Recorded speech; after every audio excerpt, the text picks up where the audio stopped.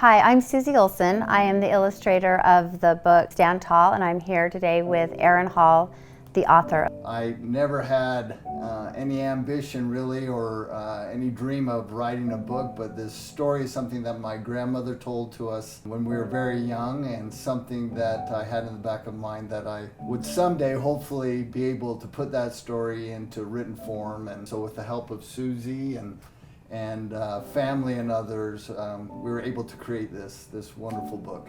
How did it start for you? How long ago did it start for you?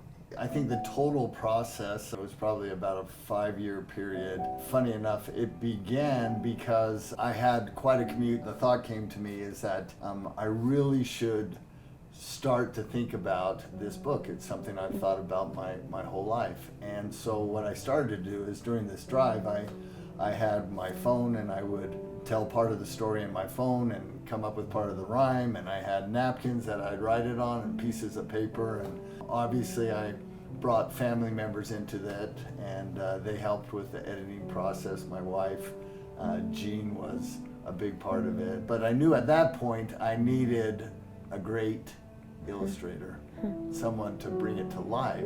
I hadn't been painting for a long time, when you came to me.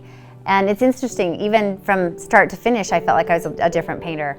But it took a few years for me too. In the beginning when we first looked at it, it just was something for your family. As we got into it, we realized that the story was really great. And so we would add pages as we saw fit. Sometimes in our meetings, I would actually pull out my paints and just start kind of sketching stuff out as I thought about it. But as we added the paintings, some paintings come together quickly in an hour or two, and others there's a lot of time in there. And so it took a while. I think we were surprised. I think one of the things that makes this book so special is about 2 years ago we had somewhat of a finished copy, and we had sent it to a printer, and we got back somewhat of a final copy, and the product was not good.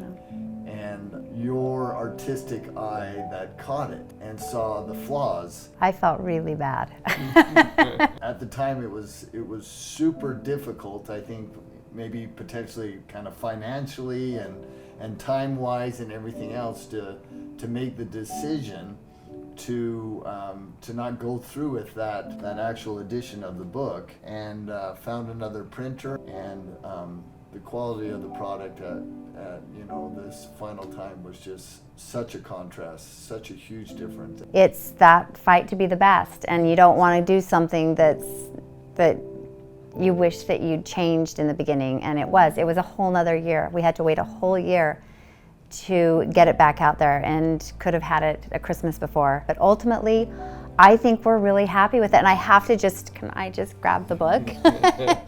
I love the little details of the book, and one of my favorite things is if you take off the cover, it's a linen bound book and gold embossed. That's what our grandmothers taught us, is if you're gonna do something, you do it right. One of the things that I would like the readers to know is the enormous amount of time and effort that Susie placed into the illustrations. Well, I think this story started out as a story that your grandmother told you growing up. But as I was looking at it, I loved it because, number one, it's a great story. And the story Stand Tall, kind of regardless of your circumstances, it appeals to young and old. And I think we live in a world right now that has gone through so much that I think everyone needs that reminder that we can do it. We can stand tall regardless of the circumstances. And that if we do that, if we can hold our head high, that we will emerge on the other side victorious. And that's what I loved. I think it's kind of the fight of the human spirit